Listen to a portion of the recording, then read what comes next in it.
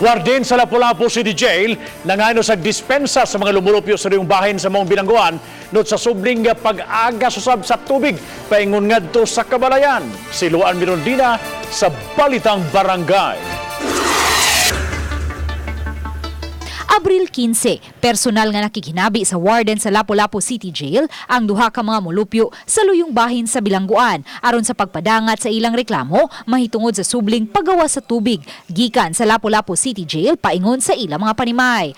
Ang naasoing reklamo subli usab nga gipadangat sa mga apektadong residente sa Balitang Bisdak pinaagi sa among FB page.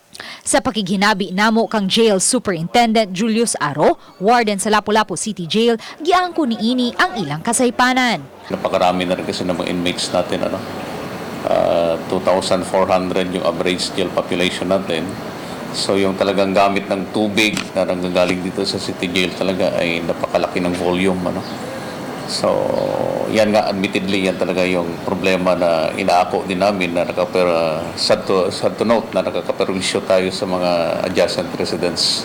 Ang naasoing suliran, temporaryong nasolusyonan Pebrero ning tuiga apan subling mitumaw tungod sa kakuwang sa capacity sa septic tank nga mo'y gihimong punduhanan sa wastewater sa bilangguan.